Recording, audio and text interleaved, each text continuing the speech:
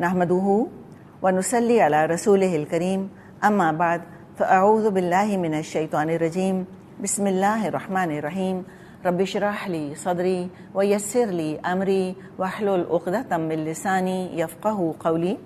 सूरत अल फ़ुरक़ान आयत नंबर 24। अस्हाबुल जन्नति यौमइज़िन खैरुम मुस्तक़र्रम व अहसनु मक़ीला।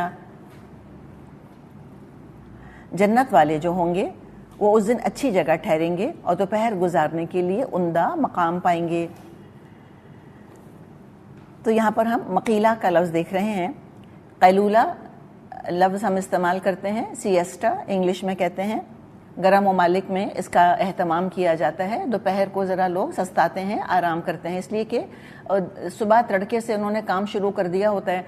उसके बाद जब दिन बहुत ज़्यादा गर्म होने लगता है तो एनर्जी कम होने लगती है इंसान की, तो बीच में ज़रा सी ब्रेक ले लेते हैं। हम पावर स्नूज़ कह लें, उसको कुछ भी कह लें, और उसमें वो आराम करते हैं और उसके बाद फिर अपना काम शुरू कर देते हैं। तो यानी बेसिकली ये आफ्टरनून का कॉन्सेप्ट है जो कि दिया जा रहा है। और कैलूला की हमको अहादीस में भी बड़ी अहमियत मिलती है और इस पर आप सल्लल्लाहु अलैहि वसल्लम ने तरगीब भी दी है कि दोपहर को ज़रा सा आराम कर लिया करो।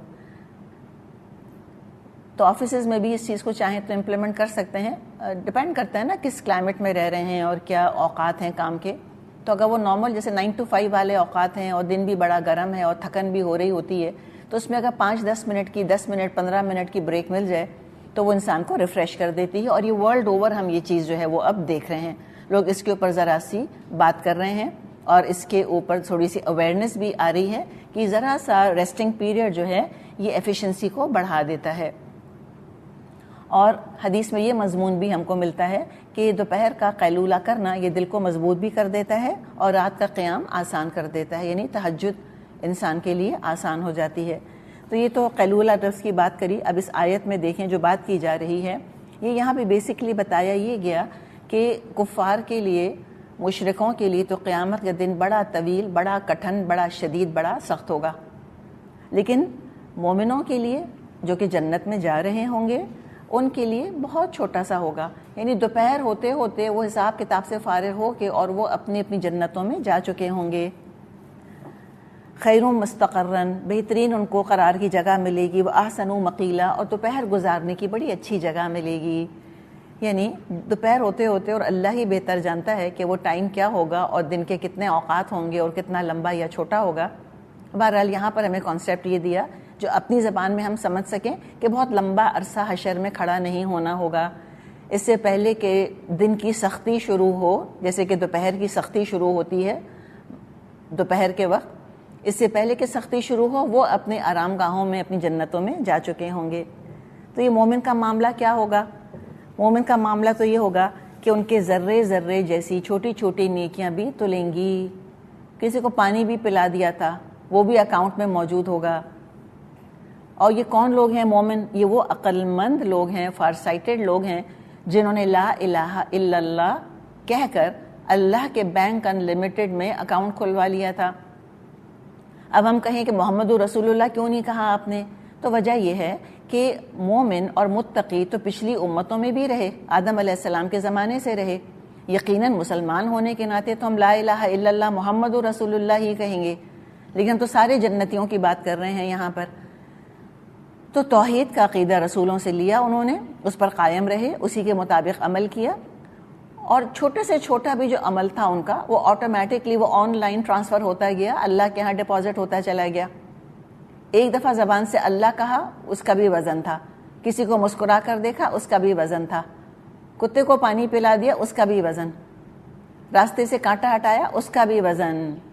अब ये जन्नत में ऐश कर रहे होंगे। इसके बरक्स कुफ़ार का मामला क्या कि बड़ी सी बड़ी भी उनकी नेकियां होंगी जो लेकर आएंगे।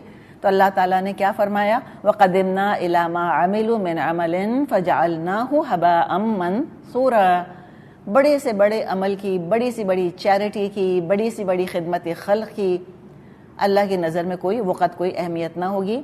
तो हमने सूरतुल आराफ में पढ़ा था ना, वल वज़्नु यौमइज़िनिल हक़, क़यामत के दिन तो हक़ ही में वज़न होगा, या वज़न हक़ ही वज़न होगा।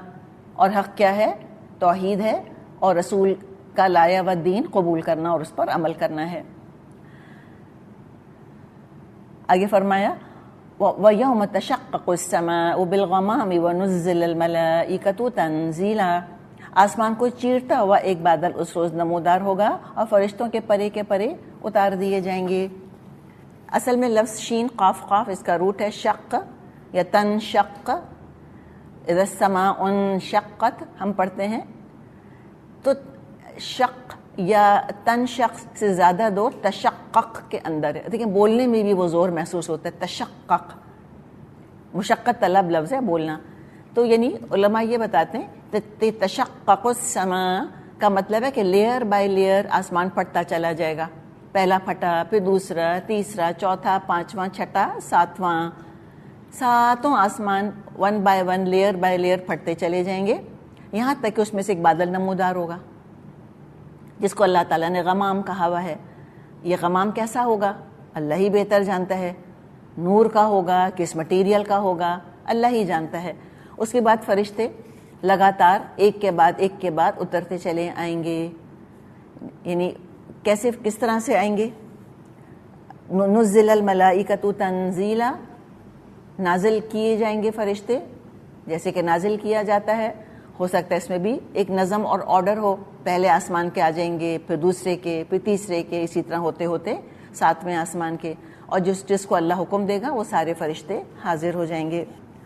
الملک یومئذ الحق للرحمن وکان یوما علی الکافرین عسیرا، اس روز حقیقی بادشاہی صرف رحمان کی ہوگی اور وہ منکرین کے لیے بڑا سخت دن ہوگا۔ اب ساری دنیا دیکھ لے گی کہ رب الناس، ملک الناس، الہ الناس، آپ کہیں کہ نہیں رب الناس، ملک الناس، الہ الناس ہے اصل تو، دیکھیں وہ کانٹیکسٹ کے حساب سے ہم تو کہہ رہے ہیں انسانوں کا بادشاہ، انسانوں کا رب، انسانوں کا الہ، یوم الدین کا مالک، سب اس کے آگے کھڑے ہوں گے۔ بتوں کے اور چاند تاروں اور بزرگوں اور ولیوں اور نبیوں اور انسانوں کے پوجنے والے بری طرح پھنس گئے ہوں گے، اور آخرت کا انکار کرنے والوں کی کچھ سمجھ میں نہیں آ رہا ہوگا کہ یہ کیا ہو گیا۔ پھر یاد آئے گا کہ ہاں ہمارے پاس ایک پیغام پہنچا تھا کہ ایک دن آنے والا ہے جب اللہ حساب لے گا، تو اس وقت تو ہم مذاق اڑا دیا کرتے تھے، الٹیمیٹ ڈسڈین کے ساتھ، الٹیمیٹ ایروگنس کے ساتھ کہتے تھے impossible, unscientific, there is no proof for it, ہیہات ہیہات لما توعدون۔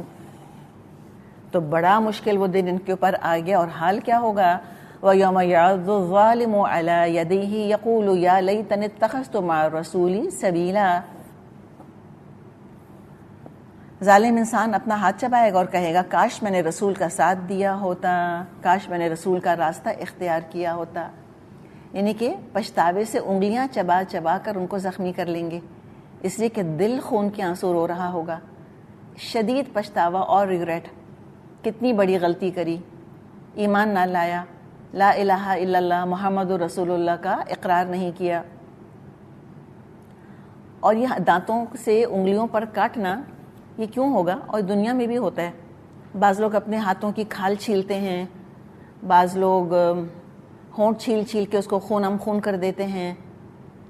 یہ دراصل سائیکیٹرسٹ ہم کو یہ بات بتاتے ہیں، سائیکالوجسٹ، کہ جو لوگ ذہنی اذیت میں مبتلا ہوتے ہیں، اس ذہنی اذیت کی شدت سے توجہ کو ہٹانے کے لیے بعض دفعہ وہ اپنے جسم کو تکلیف دیتے ہیں تاکہ جسم کی تکلیف ان کی توجہ ہٹا دے، توجہ بٹا دے، اور جو ذہنی اذیت اور ذہنی کرب جس سے کہ وہ گزر رہے ہیں اس سے تھوڑی دیر کے لیے نجات مل جائے۔ تو جسم کو تکلیف دینا یہ دراصل ان کے لیے راحت کا سبب ہوتا ہے، اسے ریلیف فار دیم۔ تو سوچے کہ کس شدت کا پچھتاوا اور ندامت اور افسوس اور غصہ ان کو ہوگا اپنے اوپر کہ سمجھ میں نہیں آ رہا ہوگا کیا کریں، تو اپنے ہاتھوں کو چبا لیں گے، دانتوں سے کاٹیں گے، خونم خون کر دیں گے اپنے ہاتھوں کو، اور پچھتاوے پر پچھتاوا، یا ویلتا لیتنی لم اتخذ فلانا خلیلا، ہائی میری کم بختی، کاش میں نے فلاں شخص کو دوست نہ بنایا ہوتا۔ عقبہ بن ابی معیط کہے گا کاش میں نے امیہ بن خلف کو دوست نہ بنایا ہوتا۔ ولید بن مغیرہ کہے گا کاش کہ میں نے ابو جہل کو دوست نہ بنایا ہوتا۔ یہ وہ لوگ ہیں کہ جن کے بارے میں روایات ہم کو یہ ملتی ہیں کہ ولید بن مغیرہ یا عقبہ بن معیط یہ اسلام کے بڑے قریب آ گئے تھے، بلکہ آلموسٹ یہ رومر اڑ گئی تھی کہ یہ مسلمان ہو گئے ہیں.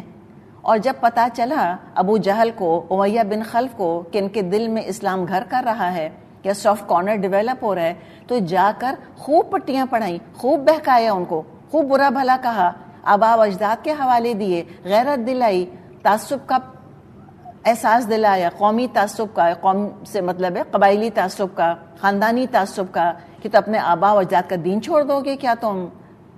تو اب اس قدر پچھتائیں گے کہ ہم نے کتنا برا کیا، کتنی بڑی غلطی کری، کاش فلاں کو دوست نہ بنایا ہوتا تو آج ہم بھی مسلمان ہوتے اور آج یہ دن ہم کو نہ دیکھنا پڑتا.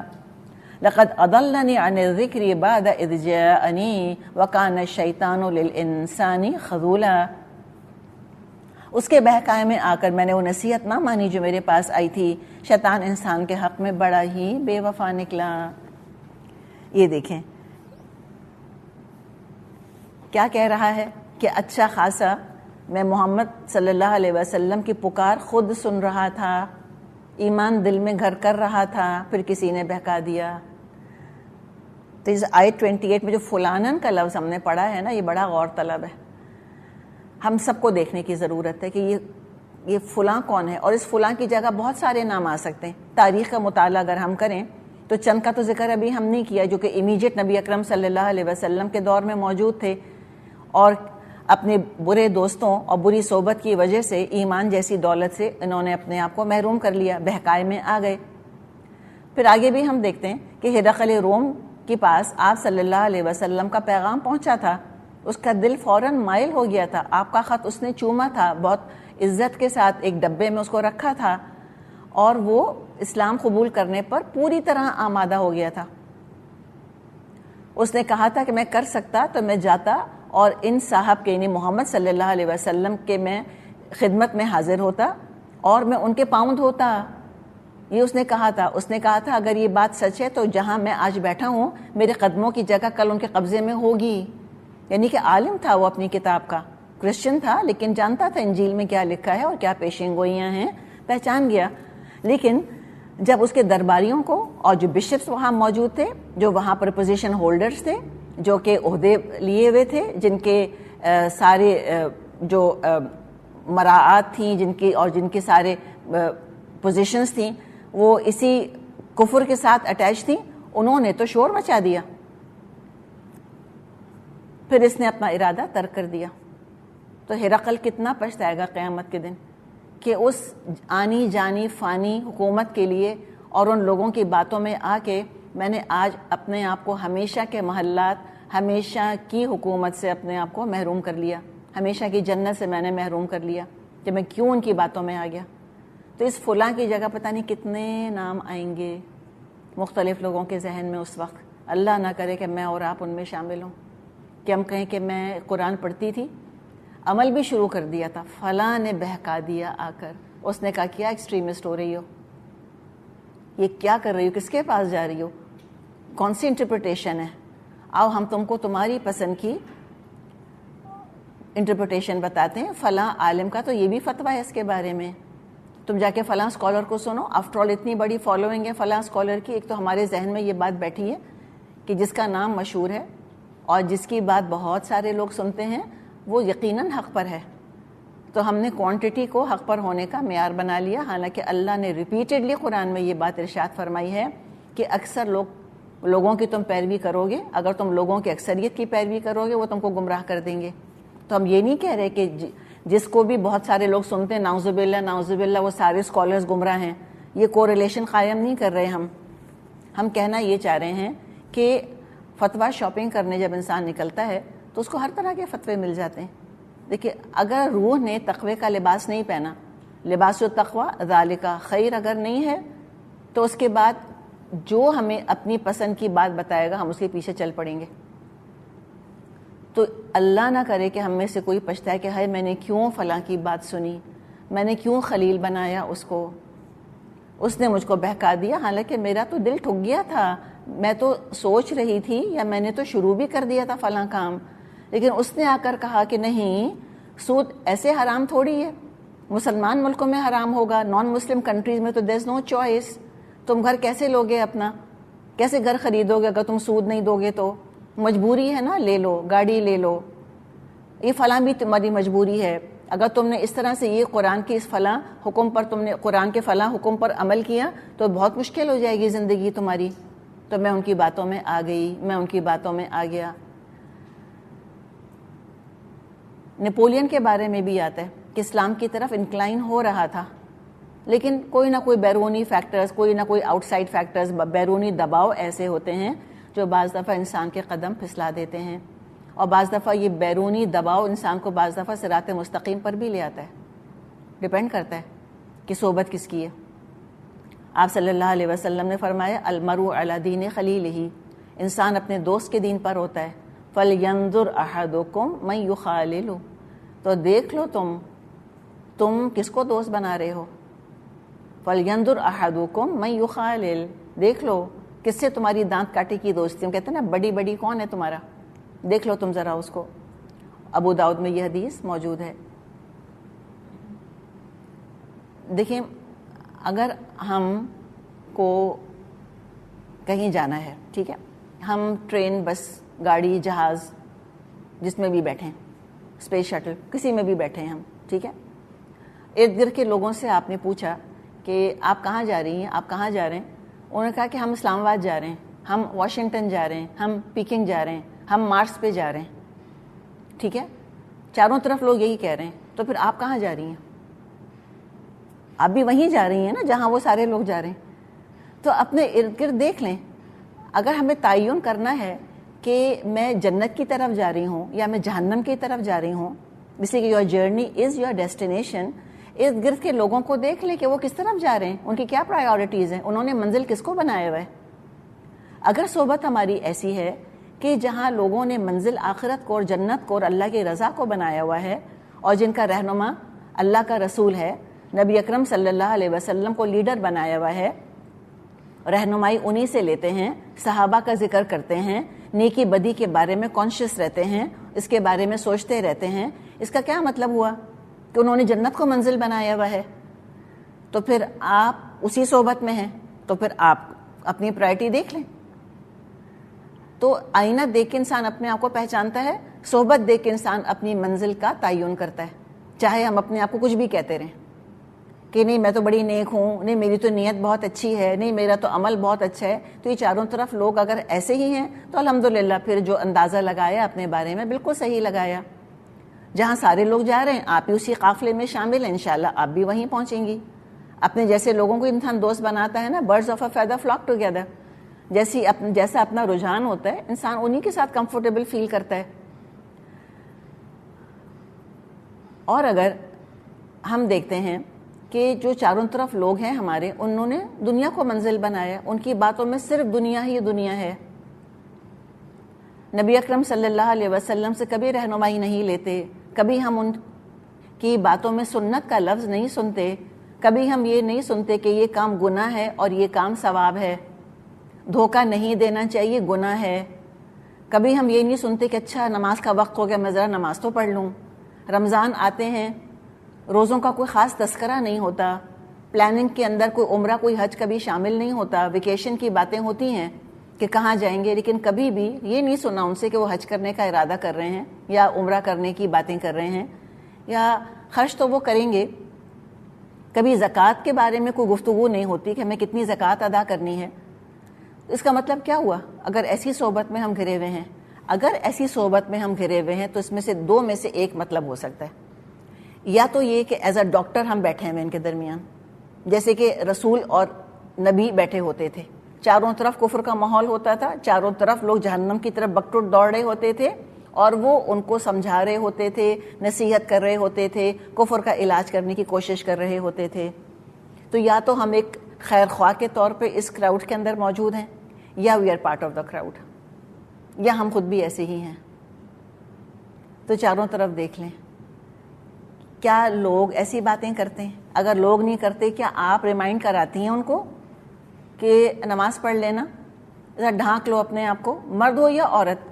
یہ پلیز دماغوں سے نکال دیں کہ حجاب جو ہے وہ اللہ تعالیٰ نے کسی عورت ہی کو دیکھ کر جو ہے وہ نازل فرمایا. مرد ہو یا عورت سب کے لیے ہے. ستر، لحاظ، حیا، شرم سب کے لیے ہے. تو کہنا کہ بھئی ایسے نہ کرو، یہ ایسی باتیں نہیں کرو، یوں غیبت نہیں کرو، یوں جھوٹ مت بولو، یوں تانے مت دو، تو کیا ایسی باتیں ہم بتاتے ہیں ان کو؟ اگر یہ ہے تو ٹھیک ہے، ورنہ اگر نہ ہم بتا رہے ہیں نہ ان سے ہم ایسی باتیں سن رہے ہیں تو پھر دیکھ لیں کہ پھر منزل جو ہے وہ جنت تو نہیں ہے، پھر رہنما جو ہے نبی اکرم صلی اللہ علیہ وسلم تو نہیں ہے۔ تو یہ صحبت یہ بہت امپورٹنٹ ہے۔ پیئر پریشر کو ہم سب جانتے ہیں آج کہ پیئر پریشر کتنی امپورٹنٹ چیز ہے، تو لہٰذا سوچ سمجھ کے انسان دوست بنائے۔ سوشل ایلیمنٹ ضرور ہونا چاہیے زندگی میں انسان کی، لیکن اگر کہیں اندھیرا ہے تو آپ اپنی ٹارچ لے جائیں نا، ان کو دکھا دیں روشنی، ان کو منزل کی طرف سے کانشیس کر دیں، بتا دیں کہ بھئی تم شاید غلط مڑ گئے ہو، ادھر آ جاؤ۔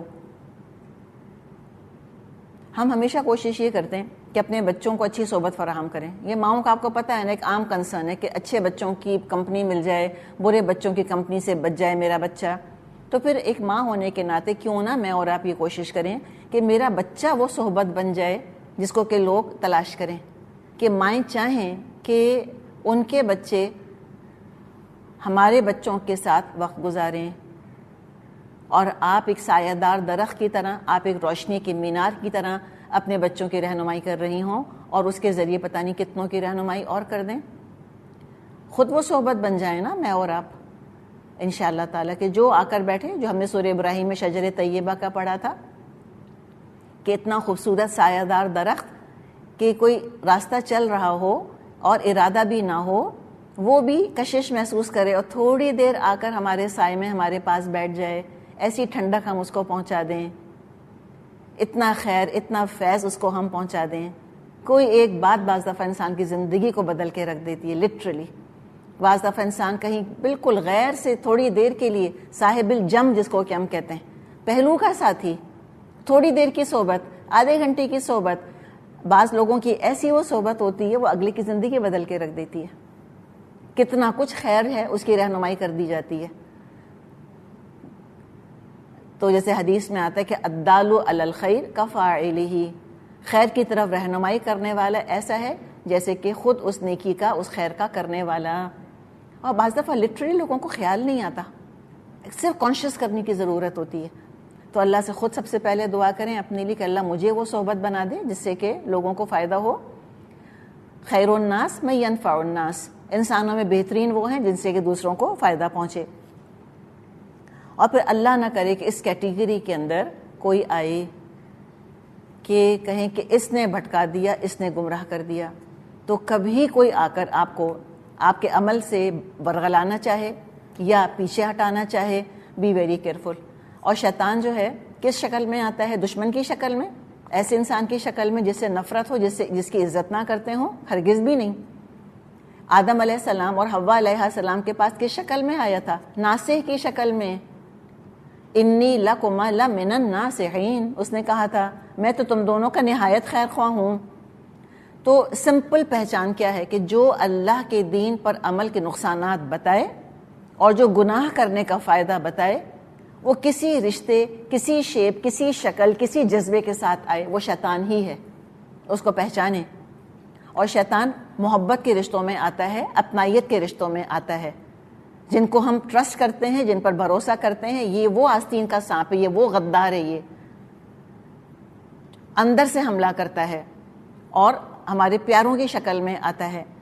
تو محبتوں کے بارے میں محتاط رہنے کی ضرورت ہے انسان کو، اور دوستوں کے بارے میں محتاط رہنے کی ضرورت ہے۔ اگر انسانوں میں گمراہ کرنے والا کوئی نہیں ہوتا تو جنوں میں سے شیطان اکیلا کافی ہو جاتا ہے دل میں وسوسہ ڈالنے کے لیے، اور بعض دفعہ خود انسان موقع دیتا ہے اس کو، شیطان کو انوائٹ کرتا ہے گناہ کر کے، اپنے طرز زندگی، ترجیحات، لائف سٹائل، مائنڈ سیٹ کے حساب سے سوشل سرکل بناتا ہے، جوا ہے، شراب ہے، زنا ہے، جھوٹ ہے، غیبت، دکھاوا، تو پھر ظاہر شیطان، یہ انسان نما شیطان ہی تو دوست ہوں گے، انہی کی تو صحبت ہوگی۔ جو خود دکھاوے میں پڑے ہوئے ہیں وہ ہم سے بھی دکھاوا کروائیں گے، چاہتے نہ چاہتے انسان پریشر میں آ جاتا ہے، پتہ ہی نہیں چلتا ہم کہاں بدل گئے۔ تو قرآن پڑھنے والے، قرآن پر عمل کرنے والوں کے لیے ضروری ہے کہ وہ اہل قرآن کی صحبت اختیار کریں، انہی کے درمیان رہیں۔ اور محبتوں کے بارے میں اور نفرتوں کے بارے میں. دیکھیے یہ ہوتا ہے نا دوستوں میں، شکایتیں ہو جاتی ہیں یا محبتیں ہو جاتی ہیں. بہرحال جس کے ساتھ جیسا بھی معاملہ کریں، علی رضی اللہ عنہ کا یہ قول ذہن میں رکھیں. انہوں نے کہا ہے احبب حبیبک ہونما، اپنے محبوب سے ذرا دھیری دھیری محبت کرو، دھیمی دھیمی محبت کرو. ہونن ہلکا، ہم کہتے ہیں نا ہلکا ہاتھ رکھو، یعنی کہ محبت میں دیوانے مت ہو جانا، محبت میں بھی آپے سے باہر نہ ہو جانا. ہم کہتے ہیں ہم تو جگری دوست ہیں، ہم تو بڑی بڑی ہیں، ہر طرح کے راز شیئر کر لیتے ہیں، ساری باتیں ایک دوسرے سے کر لیتے ہیں، اپنا سب نکال کر ان کے آگے رکھ دیتے ہیں، اپنے آپ کو ایکسپوز کر دیتے ہیں ان کے سامنے. تو ہوتا کیا ہے، عسیٰ ان یکون بغیضک یوما ما، ہو سکتا ہے وہ ایک دن تمہارا دشمن بن جائے. سورہ نور میں جب نے بات کی تھی کہ انسان بڑا محتاط رہے، اس میں شاید آپ نے بھی سنا ہوگا کہ بعض لوگ یعنی اگر شوہر بیوی ہیں تو انہوں نے بھی جیسے اپنی ازواجی تعلق کی ویڈیوز بنا لیں یا تصویریں کھینچ لیں، اور ہم نے بات کی تھی وہاں پہ کہ ہرگز یہ کام نہیں کرنا چاہیے.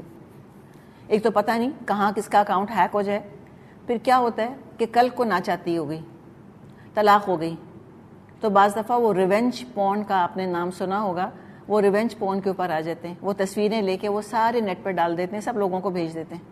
آپ سوچیں اس میں شرمندگی تھا نا کہ تو میری زندگی کا ساتھی ہے، یہ تو میری بیوی ہے، یہ تو میرا شوہر ہے، ہم دونوں میں کیا پردہ، ہم تو لباس ہیں ایک دوسرے کا. لیکن اتنا اپنے آپ کو ولنریبل نہ کریں، اتنا ایکسپوز نہ کریں کہ کل کوئی اگر دشمنی پر ہوتا رہا تو وہ پچھلی دوستی، پچھلے سال کی دوستی آج نقصان پہنچائے. اور ہم نے تو بہت ہی بہرحال ڈھکے چھپے اور ازواجی تعلق کے درمیان کی بات کی ہے. بعض دفعہ تو وہاں پہ تو پارٹنرز ہوتے ہیں، شادی تو نہیں کر رہے ہوتے، پھر ان کی علیحدگی ہو جاتی ہے، اس میں بھی یہ معاملہ ہوتا ہے. بعض دفعہ اپنی کمپرومائزنگ پوزیشنز کے اندر تصویریں بھیج دیتے ہیں لڑکے لڑکیاں ایک دوسرے کو، ایسی دوستیوں کے نام پر، اپنائیت کے نام پر، اور پھر کتنا پچھتاتے ہیں. کتنی لڑکیوں نے، اور زیادہ تر لڑکیوں پر ہی اثر پڑتا ہے ان چیزوں کا، کتنی لڑکیوں نے سوسائڈ کر لی اس وجہ سے. اس لیے امیجن کریں کہ ویسٹ میں کی، جو کہ آلریڈی اتنے سو کالڈ لبرل ہیں اپنی طرف سے، ہم تو بے شرم کہیں گے لیکن اپنے آپ کو لبرل کہتے ہیں، وہاں ان کو اتنا امبیرسمنٹ ہوا کہ دے کمیٹڈ سوسائڈ. تو ہمارے معاشرے میں جہاں شرم اور لحاظ اور پردہ اور بہرحال ایک تصور ان چیزوں کا موجود ہے، آپ سوچیں کتنی زیادہ نقصان دہ چیزیں ہو سکتی ہیں. اپنا راز کسی کو نہ بتائیں، اپنی کمزوری کسی کو نہ بتائیں، کتنا بھی سگا دوست کیوں نہ ہو. اپنی خرابیاں، کوئی ماضی کی غلطیاں یا کسی کی شکایت اگر آپ کو ہے، اس کے سامنے مت کہیں کہ مجھے فلاں سے شکایت ہے. ایک ہماری جاننے والی خاتون ہے، بڑی دانا ہیں، بڑے مزے کی باتیں وہ کر رہی تھیں، کہنے لگی ایک دن مجھ سے کہ مجھے یہ سمجھ نہیں آتا تھا کہ میری ساس کو اتنی ساری باتیں پتہ کیسے چل جاتی ہیں جو میں نے کی ہوتی ہیں. تو پھر پتہ چلا کہ جٹھانی کو اپنا سمجھ کے، اور آپ کو پتہ ہے نا جو ایک کامن وکٹم ہوتے ہیں نا، بعض دفعہ دیورانیاں جٹھانیاں ایک ساس کی چوٹ کھائی ہوئی ہوتی ہیں، تو وہ آپس میں ایک دوسرے سے کہتی ہے میں بہن تم کو اپنا سمجھ کے تم سے کہ تم میری اپنی ہونا، you understand what I am going through. وہ کہی of course I understand, tell me what happened, بتاؤ کیا ہوا. کہا کہ یہ ہوا یہ ہوا یہ ہوا. کہا کہ کوئی بات نہیں، یہاں بھی اچھی بن گئی، وہاں جا کے ساس کو ساری باتیں بتا دی. تو آپ نے دیکھا یہ جو ٹرن کوٹ ہوتے ہیں نا، ڈبل ایجنٹس، ان سے بھی بچنے کی ضرورت ہے. آپ کے سامنے تو وہ کریں گے ہمدردی، اور پہ جا کے سارے پول کھولیں گے، تو کیوں ایکسپوز کیے اپنے آپ کو، فائدہ کیا ہوا. تو لہٰذا بی کیئرفل. تو کتنا زبردست قول ہے علی رضی اللہ عنہ کا کہ احبب حبیبک ہونما عسیٰ ان یکون بغیضک ہونما. پھر کہا وابغض بغیضک ہونما، اور اپنے دشمن سے ذرا ہلکے ہاتھ سے دشمنی کرنا، دشمنی میں آپے سے باہر مت ہو جانا. عسیٰ ان یکون حبیبک ہونما، ہو سکتا ہے آج جو دشمن ہے وہ کل جگری دوست بن جائے. عسیٰ ان یکون حبیبک ہونما، ہو سکتا ہے عنقریب وہ تمہارا حبیب بن جائے. تو سارے برجز نہیں برن کر دینے چاہیے، سارے تعلقات بالکل توڑ نہیں دینے چاہیے. قرآن نے کیا کہا ہے ہم سے، وَہْجُرْهُمْ هَجْرًا جَمِيلًا، یہ کہا ہے نا کہ خوبصورت طریقے سے چھوڑو. تو یہ دوستی کا معاملہ ہے. ہم بھی دوستیوں میں جب ماڈریشن پہ نہیں رہتے، حدیں پار کرتے ہیں، تو پھر مسائل کھڑے ہو جاتے ہیں.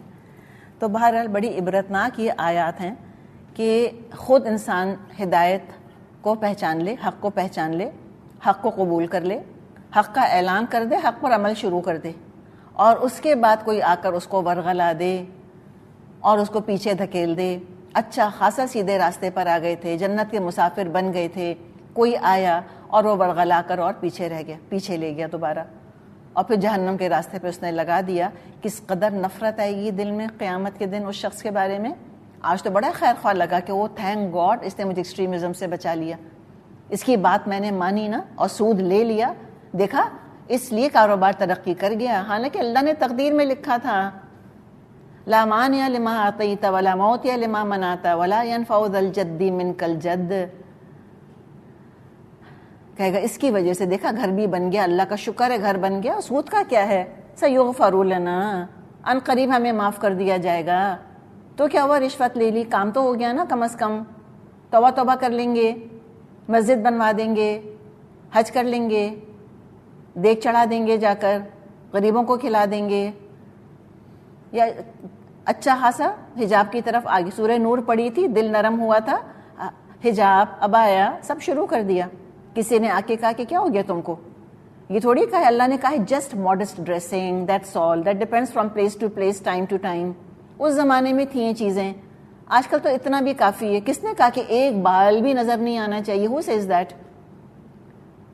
اور کس نے کہا کہ اگر زینت نہیں کی تم نے تب بھی تمہیں کور کرنا ہے؟ اگر تم نے زینت کی ہے تو کور کر لو، ہلکا پھلکا کچھ نہ کچھ ڈال لو، زینت نہیں کی تو نو پرابلم، کوئی فرق نہیں پڑتا۔ تو پیچھے ہٹ گئے۔ کسی نے آ کر دیکھا بیٹی کو، کہا کہ تم نے حجاب کرا دیا اس کو، کہاں جا رہی ہو تم، کن فنڈوز کے پاس جا رہی ہو تم، اتارو اس کا سارا، کیا ہوگا اس کا؟ اتروا دیا۔ کہا دیکھا شکر میں نے اپنی فرینڈ کی بات مان لی، اتنا اچھا مجھ کو رشتہ مل گیا بیٹی کا، اتنا اچھا مجھ کو لڑکا پڑھا لکھا مل گیا، اگر وہ حجاب کرتی ہوتی تو کبھی بھی اتنی اچھی جگہ شادی نہ ہوتی۔ یہی سوچتے ہیں نا۔ آج جو میاں کے دل پر میں راج کر رہی ہوں اس لیے کہ میاں کی ہر بات مانتی ہوں، اور اللہ کا کیا ہے، اللہ غفور و رحیم ہے، وہ میری مجبوریاں جانتا ہے، اس کو پتہ ہے اللہ کو کہ میں ایک ڈیفینیٹلی ایک ایکسیپشن چاہتی ہوں، میں کنسیشن چاہتی ہوں، میری جو پوزیشن ہے وہ باقی عورتوں کی نہیں ہے، میں نہیں کر سکتی یہ پردہ وردہ، میرے میاں بہت اعلیٰ پوزیشن کے اوپر ہیں، فلاں جگہ کے ایمبیسڈر ہیں، وہ فلاں جگہ کے سی او ہیں، وہ فلاں جگہ کے فلاں ہیں، تو میں نہیں کر سکتی۔ ہاں یہ جو کچی بستیوں میں رہنے والی قرآن پڑھانے والیاں ہیں، ہاں یہ کر لینا، تو ان کے تو میاں بھی ایسے ہی ہوں گے، ان کے کوآپریٹو ہوں گے ان کے ساتھ، یہ کر لیتی ہیں، میں نہیں کر سکتی۔ اور مجھ کو یہ جملہ یاد ہے، ہم ایک جگہ مدرسے جاتے تھے، وہاں پر جو وہاں باجی تھی وہ ہم کو درس دیا کرتی تھی، شروع پتہ نہیں مدتوں گزر گئیں، سالوں سال پہلے کی بات ہے، تو وہ بتایا کرتی تھیں کان پہ۔ اس زمانے میں پھر وہ پہلی دفعہ باتیں پڑھنی شروع ہوئی تھیں کہ پردہ بھی کوئی چیز ہے اور کور بھی کرنا چاہیے عورت کو، اور جب وہ یہ باتیں بتاتی تھیں تو عورتیں ان سے کہتی تھیں کہ آپ تو مدرسے میں رہتی ہیں نا، آپ کے لیے آسان ہے، آپ کو نہیں پتا ہمارے کیا چیلنجز ہیں۔ تو وہ قیامت کے دن یہ کہیں گی کہ اللہ یہ تو مدرسے والی تھیں، ان کے لیے آسان تھا، اور میں تو سوشلائٹ تھی اور میں تو ایرسٹوکریٹ تھی، تو مجھ سے تو نہیں ہو سکا یہ سب کچھ۔ اللہ مانے گا یہ ایکسکیوز؟ اللہ کہے گا تم نے اس قرآن میں مدرسے والی کی تم نے صحبت کیوں نہیں اختیار کری؟ پھر تم کیوں ایسے لوگوں میں گھومتی پھرتی رہیں جو اللہ تعالیٰ کی معصیت کو لائف سٹائل بنائے ہوئے تھے؟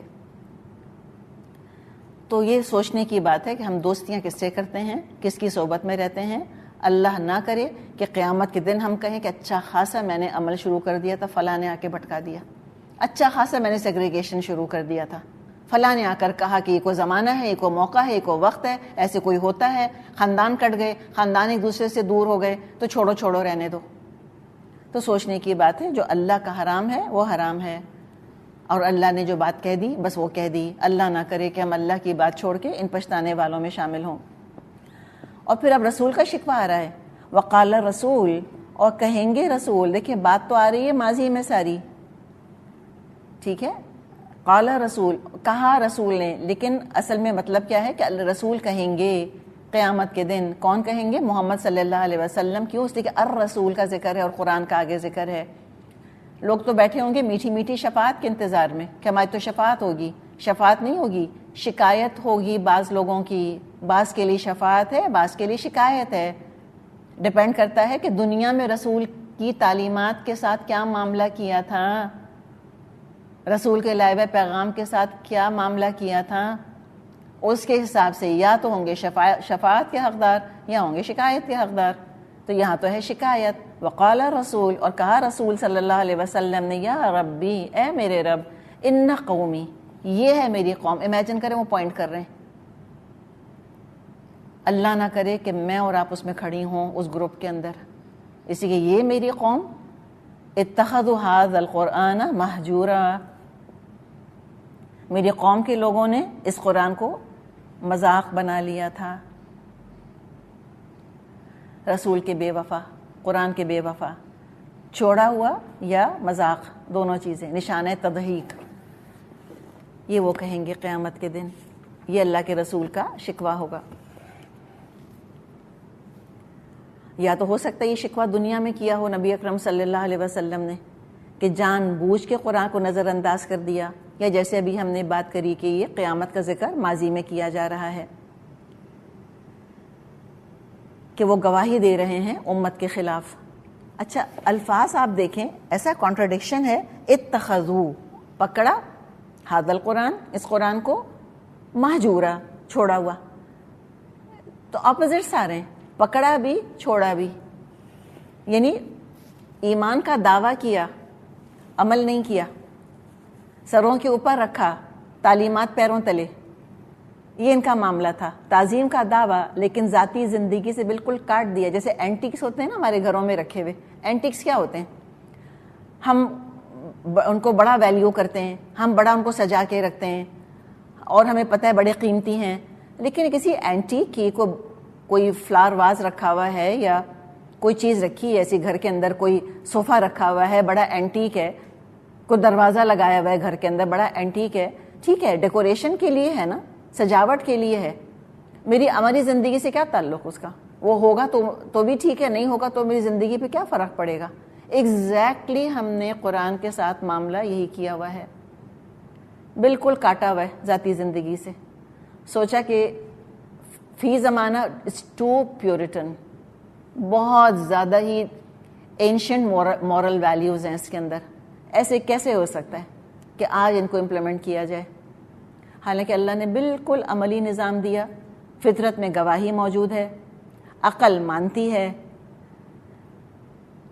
اور آج کے مسائل کا حل اس کے اندر موجود ہے. جس نے اس کو دوست بنایا اس کا اخلاق، کردار، معاملہ بہتر ہو جاتا ہے، یقیناً ہوتا ہے. ذاتی گواہیاں ہماری موجود ہیں اس کے اوپر کہ ہمارا اخلاق، کردار اتنا اچھا نہیں ہو سکتا تھا جتنا قرآن کی تعلیمات کے ساتھ یہ سنور جاتا ہے. تو دنیا میں بھی ساتھی ہے اور ہادی ہے، اور یہ قبر میں بھی ہمارا ساتھی ہے، اور آخرت میں ہماری شفاعت کرے گا قرآن. القرآن حجت لک او علیک، حدیث کے الفاظ ہیں. یہ قرآن قیامت کے دن یا تو تمہارے حق میں گواہی دے گا یا تمہارے خلاف. مردوں کی کتاب بنا کے رکھ دیا اس کو، جبکہ زندوں کے لیے ہدایت بن کر آیا تھا. اس کو تو دوست بنا کے رکھنا چاہیے تھا.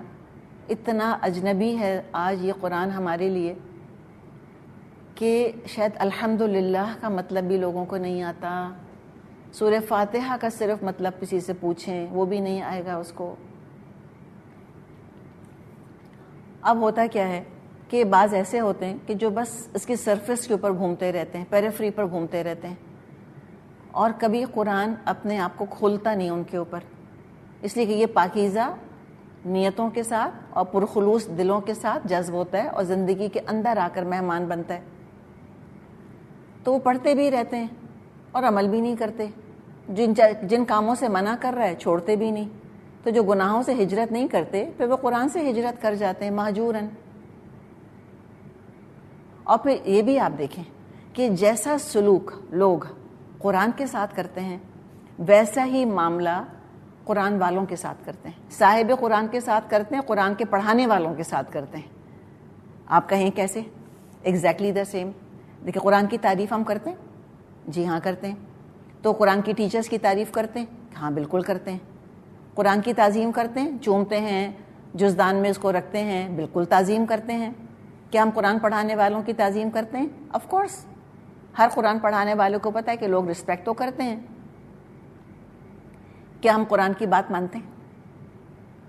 تو جو قرآن کی بات نہیں مانتے وہ قرآن پڑھانے والے کی بات بھی کبھی نہیں مانیں گے. آبویسلی تعریف تو بہت کر لیں گے, سر تو بہت دھنیں گے کہ کیا اچھا بولا, کیا اچھا بتایا, کیا انداز بیان ہے. تو یہ بتائیں کہ بھئی آپ پر کیا اثر ہوا, یہ تو نہیں پتا. دوا ملی کسی کو, دوا کی شیشی کی تعریفیں ہو رہی ہیں کہ کیا خوبصورت شیشی ہے, کیا رنگ ہے دوا کا. تو مجھے بتائیں اس سے علاج ہو جائے گا؟ دوا کا نسخہ لکھ کر دیا ڈاکٹر نے, پرسکرپشن لکھ کر دیا, گلے میں لٹکا لیا, علاج ہو جائے گا؟ کبھی بھی نہیں, نیور. تو آج ہم گلے میں لٹکانے کو تیار ہیں, تعویذ بنانے کو تیار ہیں, قرآن خوانیاں کرنے کو تیار ہیں, سر پر سے گزارنے کو تیار ہیں, بات ماننے کو تیار نہیں. اور بات بھی کتنی, یہ بھی دیکھیں. اتخذو, یہ ایسا نہیں کہ ہم نے قرآن کی ساری A to Z تعلیمات کا انکار کر دیا, ایسا نہیں کیا. کتنی بات مانی؟ اتنی بات مانی جس کو ساری دنیا جو بات مان رہی ہے. جھوٹ نہیں بولو, غریبوں کا خیال کرو, والدین کی خدمت کرو. ہاں ایٹ لیسٹ ناڈنگ ایکنالجمنٹ تو ہے کہ ہاں آف کورس وی اگری. جھوٹ نہیں, چاہے بولیں جھوٹ وہ الگ کہانی ہے, لیکن کہیں گے جھوٹ بولنا نہیں چاہیے. لیکن سورہ نور کیا دنیا والوں کو ایکسیپٹیبل ہے؟ سورہ نساء قوانین وراثت, شوہر بیوی کی پوزیشن کیا دنیا والوں کو ایکسیپٹیبل ہے؟ نہیں ہے. تو اگر معاشرے کو قابل قبول نہیں ہے تعلیمات, اگر سپر پاورز کو قابل قبول نہیں ہے تعلیمات, تو ہم بھی نہیں مانتے. ہم کہتے رہنے تو کون مانے گا. تو ہجر قرآن جو ہے, قرآن کو چھوڑنا, اس کی بہت ساری قسمیں ہیں. اور سب سے کٹر کیا ہے کہ نہ سنیں گے اور نہ مانیں گے, نہ ایمان لائیں گے. ایک تو یہ ہے. دوسرے یہ کہ مانا اس کو, قرآن کو مانا, بات نہیں مانی. رسول کو رسول مانا, رسول کی بات نہیں مانی. عمل نہ کرنا, اس کے حلال حرام کی پابندی نہ کرنا, چاہے پڑھتے رہیں. اس کو زندگی میں حاکم نہ بنانا. یہ حکومت کرنے آیا ہے, یہ سبارڈینیٹ بننے نہیں آیا. یہ ہم کو اپنے پیچھے چلانے آیا ہے, ہمارے پیچھے چلنے نہیں آیا, ہمیں بدلنے آیا ہے. ہم سے نہیں کہا جا رہا کہ تم اپنی مرضی سے اس کو ایڈٹ کرتے رہنا. جیسے کہ بائبل کے نئے نئے ورژن آتے رہتے ہیں ہر سال, ریوائزڈ ورژن. قرآن کے ریوائزڈ ورژن نہیں نکل رہے کہ ٹھیک ہے یہ ساری چیزیں تو ٹھیک ہے, یہ 14 سینچری پہلے جو ہیں یہ حرام تھی, بٹ ایز آف ناؤ حلال ہو گئی ہیں. اور کچھ لوگوں نے کہیں ایسی باتیں کہا انہوں نے کہ اس زمانے میں سور بڑے گندے ہوا کرتے تھے, اس لیے قرآن حرام کر دیا. آج تو بڑے پاک صاف ہیں, وہ بہت ہی ہائیجینک کنڈیشنز میں ان کو رکھا جاتا ہے. تو آج کوئی ریزن نہیں ہے کہ سور کو حرام قرار دیا جائے. لہذا کھاؤ, ہنی ام مریا, مزے سے کھاؤ تم اس کو. اور پھر یعنی کہ ہم بات کیا کر رہے ہیں کہ قرآن کو حاکم نہ بنانا, یہ سوچنا کہ ہم اس میں رد و بدل کر سکتے ہیں اپنی مرضی سے. پھر تدبر نہ کرنا اس کے اوپر, اور یہ جاننے کی کوشش نہ کرنا کہ اللہ تعالیٰ ہمیں کیا بتانا چاہ رہا ہے. یہ کوشش ہی نہیں کری. اور اس سے علاج اور شفا نہ کرنا, دلوں کے امراض کی شفا نہ کرنا, اپنے آپ کو نہ بدلنا, اور جسمانی بیماریوں کی شفا بھی اس سے تلاش نہ کرنا. یہ سب دراصل ہجر قرآن ہے. کسی نے واقعی پورا یہ جو ایک آیت ہے, اسی آیت پر کہ وقال رسول یا ربی ان قوم اتخذوا ھذا القرآن مہجورا, اس کو نظم کی شکل میں منظم کر دیا. یعنی کہ وہ پوری تفسیر ہی ہے اس کی. اور اپنے معاشرے کو دیکھیں تو آپ کو یہ شکل نظر آئے گی. ایسا نہیں کہ قرآن پڑھا نہیں جاتا, قرآن خوانیوں کی مجلسیں کم ہیں ہمارے یہاں. بات پہ ہم قرآن خوانی کراتے ہیں. شادی ہے تو قرآن خوانی, گھر نیا لیا تو قرآن خوانی, کاروبار شروع کرنا ہے تو قرآن خوانی, کسی کا انتقال ہو گیا تو قرآن خوانی, رائٹ. لیکن تعلیمات کتنا سمجھ آ رہا ہے. اور آپ نے دیکھا ہوگا قرآن خوانیوں کے اندر اول تو لوگ جانا چاہتے نہیں جلدی. کب جانا چاہتے ہیں؟ جب 1 یا 2 پارے نیچے رہ جائیں, ٹھیک ہے, تاکہ تیسرا پارا آتا ہے, اس لیے اس کے علاوہ پڑھنا ہی نہیں آتا صحیح طریقے سے, اٹکتے چلے جاتے ہیں اس کے اوپر. اور پھر جب وہ ختم نہیں ہو رہا ہوتا قرآن, رائٹ, اور پھر دہی بڑوں کی خوشبو آنی شروع ہو جاتی ہے, اور پھر دیر ہو رہی ہوتی ہے, اور بھوک لگ رہی ہوتی ہے, تو پھر ایک پارا لے کے لوگ بیٹھتے ہیں. ایک خاتون یہاں سے پڑھتی ہیں, ایک خاتون یہاں سے پڑھتی ہیں. دیکھا آپ نے؟ اور عذاب کی آیات پر سے گزر رہے ہوتے ہیں. وَيْلٌ لِّكُلِّ ہُمَزَةٍ لُمَزَةٍ, ہلاکت اور بربادی ہے تانا دینے والے, طنز کرنے والوں کے لیے. اور اسی مجلس میں طنز اور تانا اور غیبت سب ہو رہا ہوتا ہے. ہو رہا ہوتا ہے کہ نہیں؟ یہ مجھے بتائیں, ہجر نہیں ہے تو اور کیا ہے؟ اس قرآن خوانی کی مجلس میں اگر ہمت ہے ہم میں سے کسی میں, کھڑے ہو کر پوچھیں کہ آپ نے جو یہ پارہ پڑھا, ایک آیت کا مطلب تو مجھے بتا دیں, کیا سمجھ آیا آپ کو, صرف ترجمہ بتا دیں. یا ان سے پوچھیں کہ آپ نے کیا سیکھا اس سے, آپ نے پورا پارہ پڑھا ہے, آپ نے کیا سیکھا. اور اوپر سے ہمارے آپ یہ دیکھیں کہ جو نہیں آتا اس کو فون کر کے کہا جاتا تھا, اب تو مجھے پتہ نہیں, کہ اچھا آپ فلاں اور فلاں پارہ گھر میں بیٹھ کے پڑھ لیجئے گا, یہ بھی کہا جاتا تھا نا, یہ پریشرائز کرتے تھے. یہ مجھے بتائیں, یہ کیا رسول کے طریقے تھے یہ؟ کہ آپ صلی اللہ علیہ وسلم کے زمانے میں لوگوں کا انتقال نہیں ہوا؟ کیا اس زمانے میں سورہ یاسین کے نازل نہیں ہوئی تھی؟ وہ تو مکے میں نازل ہو گئی تھی. تو آپ نے کبھی یہ کام کیا؟ تو بات یہ ہے کہ اس کو صرف ہم نے ورسز ٹو ریڈ بنا کے رکھ لیا, بس دیٹس اٹ. اور عمل سے ہم نے کوئی تعلق جو ہے وہ اس کا نہیں رکھا. تو وہ تو شکایت کرے گا, قرآن تو شکایت کرے گا یقیناً.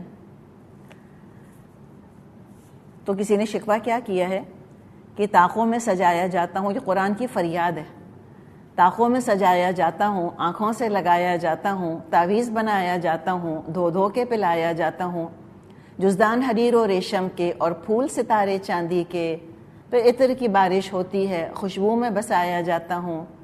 جس طرح سے طوطا مینا کو کچھ بول سکھائے جاتے ہیں, اس طرح پڑھایا جاتا ہوں, اس طرح سکھایا جاتا ہوں. جب قول و قسم لینے کے لیے تکرار کی نوبت آتی ہے, پھر میری ضرورت پڑتی ہے, ہاتھوں پہ اٹھایا جاتا ہوں. دل سوچ سے خالی رہتے ہیں, آنکھیں ہیں کہ نم ہوتی ہی نہیں, کہنے کو میں ایک ایک جلسے میں پڑھ پڑھ کے سنایا جاتا ہوں. نیکی پر بدی کا غلبہ ہے, سچائی سے بڑھ کر دھوکا ہے, ایک بار ہنسایا جاتا ہوں, 100 بار رلایا جاتا ہوں. یہ مجھ سے عقیدت کے دعوے, قانون پر راضی غیروں کے, یوں بھی مجھے رسوا کرتے ہیں, ایسے بھی ستایا جاتا ہوں. کس بزم میں مجھ کو بار نہیں, کس بزم میں میری دھوم نہیں, پھر بھی میں اکیلا رہتا ہوں, مجھ سا بھی کوئی مظلوم نہیں. تو آج ہم عہد کر لیں کہ میں قرآن کی ساتھی ہوں, میں اس کو اکیلا نہیں چھوڑوں گی, میں اس پہ ظلم نہیں کروں گی. ایک ہماری جاننے والی ہیں, وہ کسی اوتھ ٹیکنگ سیریمنی میں گئی تھیں, جہاں یہ آفیشلز ہیں نا حکومت کے, جو پارلیمنٹ میں جو لوگ آتے ہیں اور عہدے وغیرہ لیتے ہیں, پھر وہ حلف اٹھاتے ہیں, تو قرآن پہ ہاتھ رکھ کے حلف لیتے ہیں. وہ کہنے لگی مجھ سے کہ میرا دل دہل کے رہ گیا کہ جتنی بھاری بھاری وہ دعوے کر رہے تھے کہ ہم ایسے انصاف سے کام لیں گے, ہم یہ ظلم یوں ختم کریں گے, ہم ایسے حق ادا کریں گے اس کا, اور اللہ کو حاضر اور ناظر جان کے ہم یہ کہتے ہیں, اور قرآن پہ انہوں نے ہاتھ رکھا تھا. اور کہتی میرا دل ہل رہا تھا کہ یہ اتنے بڑے بڑے جھوٹ بول رہے ہیں, اتنے بڑے جھوٹ قرآن پہ ہاتھ رکھ کے. تو یہ ہمارا معاملہ ہے, پہ جو کچھ ہمارے ساتھ ہوگا وہ کم ہے. جیسا اہل کتاب اپنی کتاب کے ساتھ سلوک کرتے ہیں, وہی اللہ ان کے ساتھ کرتا ہے. ہم نے اس قرآن کو پارا پارا کیا ہے, اللہ نے ہم کو پارا پارا کیا ہے. ہم نے اس قرآن کو اگنور کیا ہے, اللہ نے ہمیں اگنور کیا ہے. ہم نے اس کی مدد نہیں کری, اللہ نے اپنی مدد اٹھا لی. امام مالک رحمۃ اللہ علیہ کا قول ہے, لن یصلح آخر هذه الامت الا بما صلح به اولها. امت کا آخری حصہ بھی اسی طرح درست ہوگا جس طرح اس کا اول حصہ درست ہوا تھا. اس قرآن نے ان کو عروج دیا تھا, اور اس قرآن کی وجہ سے وہ دنیا پر حکومت کر رہے تھے. لیکن یہ بھی حقیقت ہے کہ ایک جماعت ہمیشہ اللہ کے فضل سے حق پر قائم رہے گی, نہ صرف اس کتاب کو سینے سے لگائے گی بلکہ دل اور دماغ میں بسائے گی, اس کی فریگرنس سے اپنی زندگیوں کو معطر کرے گی. دعا کرے گی کہ اللہ اجعل القرآن العظیم ربیع قلبی و نور صدری و جلاء حزنی و ذہاب ہمی و غمی. اور ایک جماعت یقیناً ایسی رہے گی جو ہمیشہ اس سے اور اس کے لانے والے سے دشمنی کرتی رہے گی, اور یہ تو خود آپ صلی اللہ علیہ وسلم کے اپنے زمانے سے ہی ہوتا رہا کسی نے کہا ہے نا کہ وہ زمانے میں معزز تھے مسلمان ہو کر اور تم خوار ہوئے تارک قرآن ہو کر. بالکل ہمارا معاملہ یہی ہے. ٹھیک ہے, دیر آر 10 ادر فیکٹرز. بنیاد کیا ہے اس قرآن سے دوری, اس سے جتنا بدزن کیا گیا ہے لوگوں کو, مسلمانوں کو اپنی کتاب سے, کہ ہم نے خود کبھی کھول کے پڑھا نہیں کہ اللہ تعالیٰ فرما کیا رہا ہے. تو جو وفادار ہیں وہ وفادار ہیں, اور جو دشمن ہیں وہ تو ہیں ہی. وَكَذَلِكَ جَعَلْنَا لِكُلِّ نَبِيٍّ عَدُوًّا مِّنَ الْمُجْرِمِينَ وَكَفَىٰ بِرَبِّكَ هَادِيًا وَنَصِيرًا. اے محمد صلی اللہ علیہ وسلم, ہم نے تو اسی طرح مجرموں کو ہر نبی کا دشمن بنایا ہے, اور تمہارے لیے تمہارے رب کی رہنمائی اور مدد کافی ہے. پچھلے انبیاء کے ساتھ بھی شیطانوں نے پچھلے انبیاء کے خلاف بھی شیطانوں نے سازشیں کریں, لیکن اللہ کا دین, اللہ کا نام مٹا نہیں سکے. اور ہم نے دیکھ لیا کہ تمام تر دشمنی کے باوجود, سر توڑ کوششوں کے باوجود, آج بھی اسلام زندہ ہے الحمدللہ. کل بھی اسلام زندہ تھا, آج بھی اسلام زندہ ہے اور آگے بھی رہے گا. ورنہ جتنی زیادہ اس کے خلاف سازشیں کی گئی ہیں, اللہ کا تو نام بھی لوگوں کو بھول جانا چاہیے تھا. اور یہ پریڈکشنز کی تھی لوگوں نے پچھلی صدی میں کہ اگلی صدی آتے آتے لوگوں کو اللہ کا نام بھی یاد نہیں رہے گا. ایکچولی ہم بالکل اس کے برعکس دیکھ رہے ہیں. اللہ تعالیٰ نے دکھا دیا اور تاریخ بتاتی ہے ہم کو کہ کتنے اسلام کے مخالفوں کو اللہ نے اسلام کا دوست بھی بنایا, ان کو ہدایت ملی. کتنے دشمنوں پر مومنوں کو فتح اور نصرت عطا فرمائی اللہ نے. روم, مصر, ایران, سب پر اسلام کا پرچم اللہ کے فضل سے لہرا گیا. تو یہ روم سے مطلب یہ آج روم نہ سمجھیں جو ہم روم جس میں کہ جو اٹلی وغیرہ, روم سے مراد اس زمانے میں جو ٹرکی کا علاقہ ہے, یہ بیزنطینیوں کے پاس تھا, اس کا ذکر کیا جا رہا ہے. تو وہ سارا علاقہ فتح ہو کے اسلام کے پرچم تلے آ گیا اللہ کے فضل سے کہ اللہ ہادی, اللہ مددگار ہے. وقال الذين كفروا لولا نزل عليه القرآن جملة واحدة كذلك لنثبت به فؤادك ورتلناه ترتيلا. منکرین کہتے ہیں اس شخص پر سارا قرآن ایک ہی وقت میں کیوں نہ اتار دیا گیا. ہاں, ایسا اس لیے کیا گیا ہے کہ اس کو اچھی طرح ہم تمہارے ذہن نشین کراتے رہیں, تمہارے دل کو جماتے رہیں, اور اسی غرض کے لیے ہم نے اس کو خاص ترتیب کے ساتھ الگ الگ اجزاء کی شکل دی ہے. اچھا, یہ بھی کفار کا اعتراض کئی جگہ نقل ہوا ہے کہ یہ ٹھہر ٹھہر کر کیوں نازل ہو رہا ہے. تو یعنی 2+2 اپنی طرح سے کیا کرتے تھے کہ اس کا مطلب یہ ہے کہ محمد کو وقت چاہیے قرآن کمپوز کرنے کے لیے, پلیجرائز کرنے کے لیے, سیکھنے کے لیے, نوٹس بنانے کے لیے ٹائم چاہیے ان کو, اس لیے تھوڑا تھوڑا ہم کو سناتے ہیں. انہوں نے کہا کہ اللہ کی طرف سے ہے تو اکٹھا پورا کیوں نہیں نازل ہو جاتا. تو بیسیکلی انہوں نے ایک طرح سے اعتراض کیا تھا اور اپنی طرف سے ایک ثبوت پیش کیا تھا کہ دس پرووز کہ قرآن اللہ کا کلام نہیں ہے بلکہ محمد صلی اللہ علیہ وسلم کا کلام ہے. تو اب یہاں پر اس کے فوائد بتائے جا رہے ہیں کہ اللہ تعالیٰ اس کو تھوڑا تھوڑا کر کے کیوں نازل کر رہا ہے. دیکھیں بات کیا ہے کہ قرآن صرف اگر پڑھنے کے لیے آتا, برکت کے لیے آتا, ثواب حاصل کرنے کے لیے آتا, بھوت بھگانے کے لیے آتا, مردوں کو ثواب پہنچانے کے لیے آتا تو اکٹھا نازل ہو جاتا, اور ان مقاصد کے لیے آتا. مجھے بتائیں کون کافر اس کا انکار کرتا؟ ابو جہل کہتا مجھ کو بھی دو, میں بھی اپنے مردوں کو پڑھ کے بخشوں, مجھ کو بھی دو, میں بھی بھوت بھگاؤں, مجھے تو میرے بھی کاروبار میں برکت ہو, مجھے بھی ثواب مل جائے. ثواب عذاب یہ تو تصور تھا بہرحال تھوڑا بہت ان کے ہاں, مجھے بھی برکت چاہیے. اچھا, اس کتاب کے پڑھنے سے کاروبار جم جائے گا, میرا پیسہ زیادہ آئے گا, دو. تو شوق سے لیتے وہ تو. اگر جنتر منتر بنا کر اس کو دے دیا جاتا کہ قسمت بدلنے کا یہ ذریعہ ہے, لو قرآن پڑھو تمہاری قسمت بدل جائے گی, تمہاری قسمت چمک جائے گی.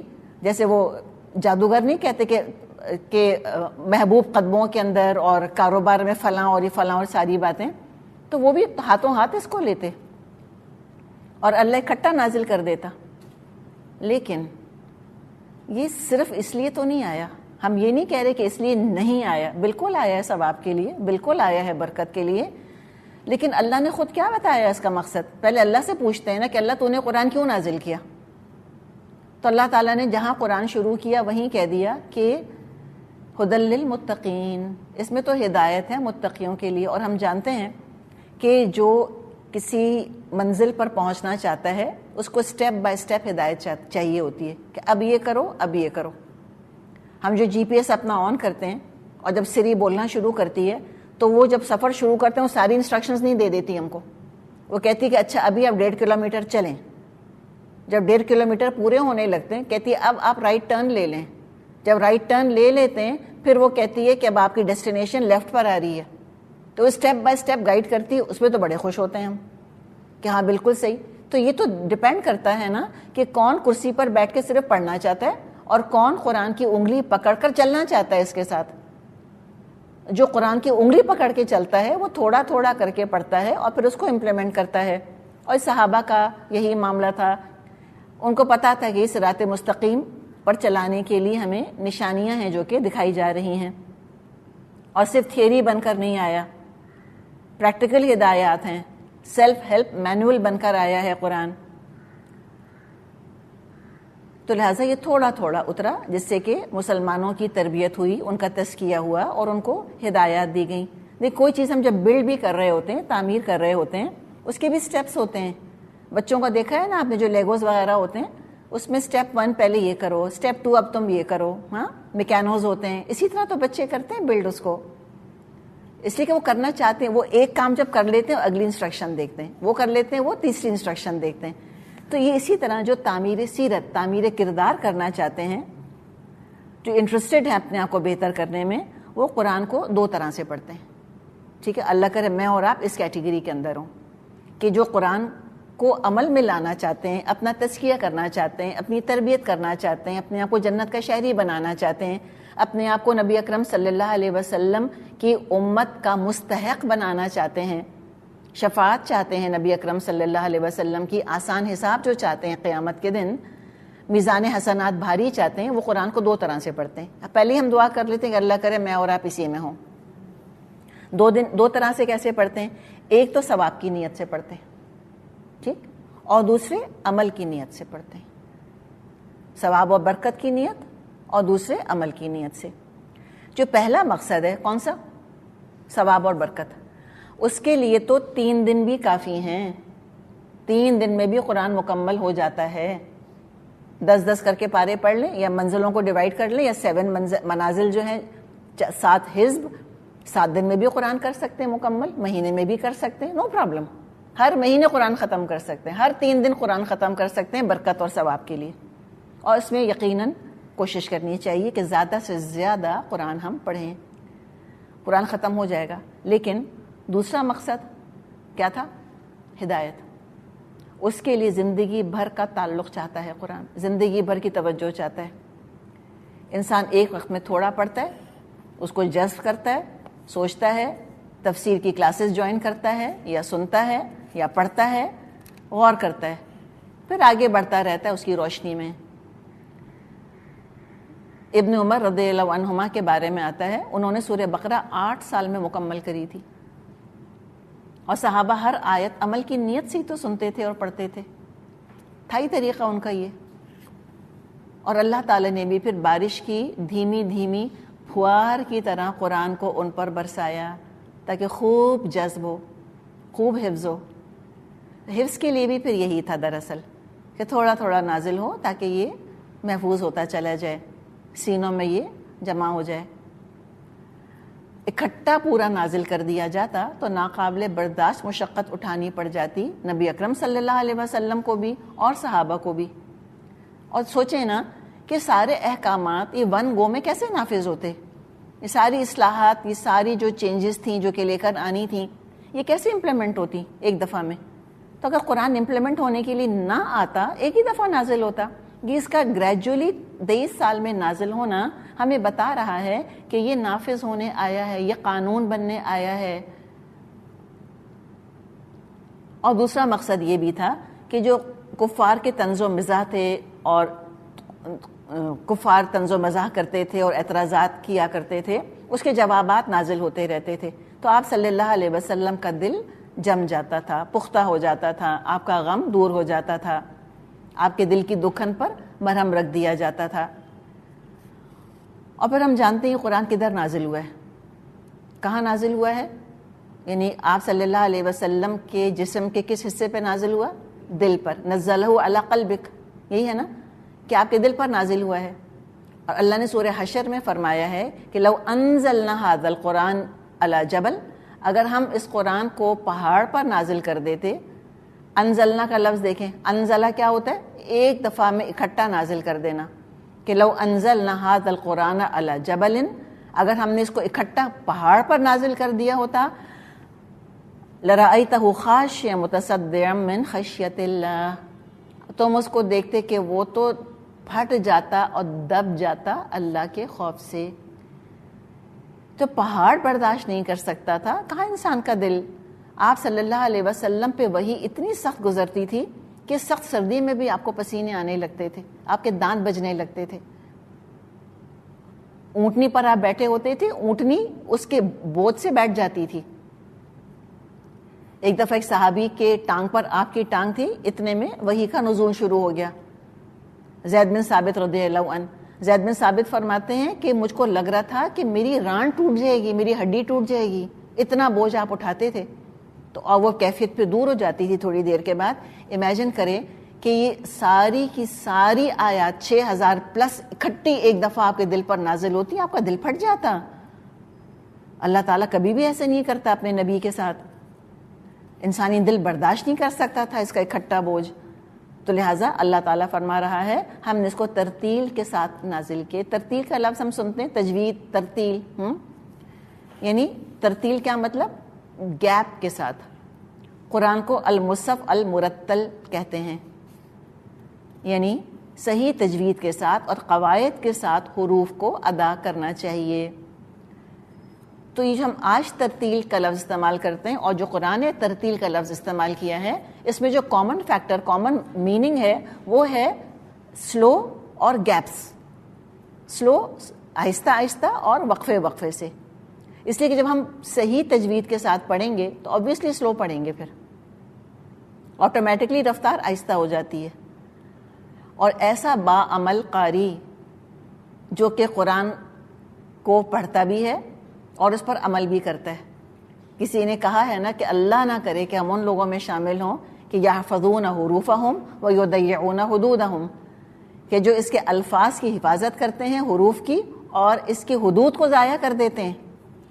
حرف کے مخرج کے بارے میں تو اتنے زیادہ حساس اور محتاط کہ ضاد ایسے ادا ہوگا، زبان کا الٹا کنارہ فلاں جگہ لگے گا اور ایسے نہیں ہوگا، اور ضا کی آواز نہیں آنی چاہیے اور ضا کی آواز آنی چاہیے. اس پہ تو اسکولز آف تھاٹ بن گئے. اور یضیعون حدودہم، اور اس کی حدوں کو ضائع کرتے ہیں، احکامات پہ عمل نہیں کرتے. نہیں، باعمل قاری اللہ تعالیٰ بنائے مجھ کو اور آپ کو. ہمیں حروف کی بھی حفاظت کرنی ہے اور حدود کی بھی کرنی ہے. اس کو کہیں گے صاحب القرآن. یہ ہے قرآن کی صحبت رکھنے والا انسان. اور اس کورس کے ذریعے سے الحمدللہ ہم صاحب قرآن ہو گئے ہیں. ہم اس کی صحبت میں رہتے ہیں. بس اس صحبت کا مبارک اثر، مبارک پرتو، اس کا نور میرے اور آپ کے اندر جذب ہو جائے. تو اب کیا ہوگا اگر ہم باعمل ہو گئے؟ تو یقال لصاحب القرآن، صاحب قرآن سے قیامت دن کہا جائے گا اقرأ، پڑھ، ورتقی، اور چڑھ، ورتل کما کنت ترتل فی الدنیا، اور ترتیل کے ساتھ پڑھ جیسے تو دنیا میں ترتیل کے ساتھ ٹھہر ٹھہر کر خوبصورتی کے ساتھ پڑھتا تھا. اقرأ ورتقی، پڑھتا جا، چڑھتا جا. فإن منزلک، اور تیری منزل کہاں ہوگی؟ عند آخری آیت تقرأها، اس آخری آیت پر جو کہ تو تلاوت کرتا تھا. تو یہ ہے تجوید کی اہمیت، خوبصورتی کے ساتھ پڑھنا. ایک دفعہ آپ صلی اللہ علیہ وسلم کہیں جا رہے تھے تو وہاں آپ کو آواز آئی. کس کی؟ ابو موسیٰ الاشعری رضی اللہ عنہ کی. بہت خوبصورت ان کی آواز تھی، بہت پیاری تلاوت کرتے تھے. تو آپ وہاں ٹھہر گئے، آپ ان کی تلاوت سنتے رہے. موسیٰ کو نہیں پتا، ابو موسیٰ الاشعری کو نہیں پتا کہ اللہ کے رسول میری تلاوت سن رہے ہیں. اس کے بعد جب تلاوت ان کی ہو گئی تو آپ نے جا کے ان سے کہا کہ لقد اوتیت مزمارا من مزامیر آل داؤد، کہ اے ابو موسیٰ تم کو تو آل داؤد کے مزامیر میں سے ایک مزمار دیا گیا ہے. یعنی کیا مزمار کہتے ہیں؟ میوزیکل انسٹرومنٹس کو. یعنی تمہارا گلا اتنا خوبصورت ہے، تمہاری آواز ایسی میوزیکل ہے جیسے کہ داؤد علیہ السلام کے ہم جانتے ہیں، قرآن نے ذکر کیا ان کی بہت خوبصورت آواز تھی، زبور پڑھا کرتے تھے۔ اس پہ ریاکشن دیکھیں ابو موسیٰ اشعری کا۔ قل تو فرماتے میں نے کہا یا رسول اللہ، اے اللہ کے رسول، لو علمت انک تسمع قراءتی، لو علمت انک تسمع قراءتی، اگر مجھے پتا ہوتا کہ آپ میری قرات سن رہے ہیں، لحبرتہ لک تحبیرا، تو میں تو اور سجاتا اس کو آپ کے لیے، میں تو اور خوبصورتی سے پڑھتا اس کو آپ کے لیے۔ دیکھیے یہ دکھاوا نہیں ہے، یہ خوش کرنا ہے۔ یعنی کسی نے آپ کو کوئی چیز سکھا دی، ہاں، اور اس کے سامنے آپ اس علم کو بہترین انداز میں پیش کریں تو اس کا تو دل باغ باغ ہو جائے گا۔ تو یہ دکھاوا نہیں ہے۔ تو یہ ہم یہ نہیں کہیں گے کہ اچھا ابو موسیٰ اشعری تو خالی نبی اکرم صلی اللہ علیہ وسلم کو سنانے کے لیے کچھ ایکسٹرا خوبصورت کرتے، جی کرتے، آپ کا دل خوش کرنے کے لیے۔ تو جتنی خوبصورتی سے انسان قرآن کو پڑھے اتنی خوبصورتی سے عمل کرنے کی کوشش کرے تاکہ حقیقت میں صاحب قرآن بنے اور قرآن کو چھوڑنے والا نہ بنے، اتخذوا ھذا القرآن مہجورا نہ ہو، اور کبھی ہم اس چیز سے تنگ دل نہ ہوں، ڈس اپوائنٹ نہ ہوں کہ خود قرآن کی خدمت کا دعویٰ کرنے والے کتنے گھٹیا کردار کا اظہار کر رہے ہیں۔ یہ مت دیکھیں، انگلیاں نہ اٹھائیں، اپنے آپ کو دیکھیں کہ کیا میں اس کی شایان شان عمل کرتی ہوں۔ بہت سی جگہ انسان ریئیکٹ کرنے سے کب بچتا ہے؟ یہ سوچ کے کہ نہیں مجھ کو یہ ایٹیٹیوڈ زیب نہیں دیتا، میں قرآن پڑھتی ہوں، یہ طریقہ مجھے زیب نہیں دیتا، میں قرآن پڑھاتی ہوں۔ یہ چیز انسان کو روک لیتی ہے، ورنہ اگر ہمیں اپنے آپ پہ چھوڑ دیا جائے، ہم پتہ نہیں کس کھڈے میں گرائیں جا کر اپنے آپ کو، ہم پتہ نہیں کتنے گھٹیا ہو جائیں۔ صرف قرآن کی رسی ہم کو تھوڑا سا رسپیکٹیبل رکھتی ہے، یہی ہمارا تزکیہ کرتا ہے، یہی ہماری تربیت کرتا ہے، یہ ہم کو اوپر لے کے جائے گا۔ وَاعْتَصِمُوا بِحَبْلِ اللَّهِ جَمِيعًا۔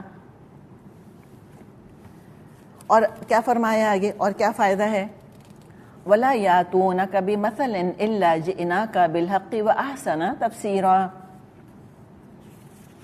اور قرآن کو یعنی تھوڑا تھوڑا نازل کرنے میں ایک مصلحت یہ بھی ہے کہ جب کبھی وہ تمہارے سامنے کوئی نرالی بات یا عجیب سوال لے کر آئے، اس کا ٹھیک جواب بر وقت ہم نے تم کو دے دیا اور بہترین طریقے سے بات کو کھول کے رکھ دیا۔ اچھا، تو یہ بتائیں کہ کیا قرآن پر اعتراضات ختم ہو گئے؟ اسی زمانے تک تھے؟ نہیں، اس زمانے میں بھی تھے اور آج تک وہ سلسلہ جو ہے وہ جاری اور ساری ہے۔ جتنے اعتراض قیامت تک قرآن پر کیے جا سکتے تھے، سب کا بہترین جواب اللہ نے اسی کتاب میں نازل فرما دیا۔ اپنے دفاع میں الفرقان سے بڑھ کر اور کوئی نہیں۔ اور آج خود انسان آزما لے، کوئی اعتراض کرتا ہے آپ قرآن کھول کے پڑھیں، آپ کو مٹیریل مل جائے گا الحمدللہ۔ اسی طرح ذاتی زندگی کو دیکھ لیں، کوئی سوال اٹھا، کوئی فکر، کوئی پریشانی، کوئی الجھن ذاتی، قرآن کھولیں، تھوڑی دیر میں آپ کو جواب مل جائے گا۔ اور جیفری لینگ مشہور اور معروف شخصیت ہیں، اسٹرگلنگ ٹو سرینڈر کتاب ہے ان کی، کبھی موقع ملے تو آپ پڑھیے گا۔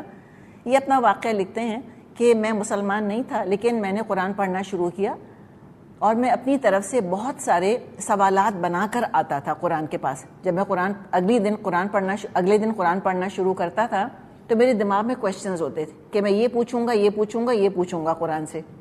کہتے جب میں آتا تھا قرآن کھولتا تھا تو مجھے لگتا تھا کہ میں قرآن کو نہیں پڑھ رہا، قرآن مجھے پڑھ رہا ہے۔ وہ میری ایگزیکٹ مینٹیلٹی کے حساب سے مجھ کو وہ جواب دے رہا ہوتا تھا۔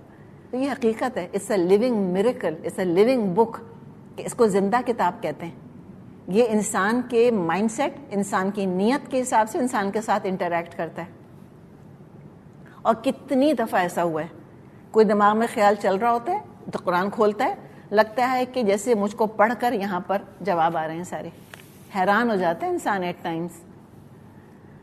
تو رہے وہ لوگ جو ہر اعتراض کا جواب پا کر بھی اس کی عظمت کے قائل نہیں ہوتے، تو پھر ایسے مغرور لوگوں کا، ایسے متعصب لوگوں کا اور ہٹ دھرم لوگوں کا تو پھر علاج قیامت کے دن ہی ہوگا۔ الذین یحشرون علی وجوہہم الی جہنم اولئک شر مکانا واضل سبیلا۔ جو لوگ اوندھے منہ جہنم کی طرف دھکیلے جانے والے ہیں، ان کا موقف بہت برا ہے اور وہ حد درجہ غلط بات کر رہے ہیں۔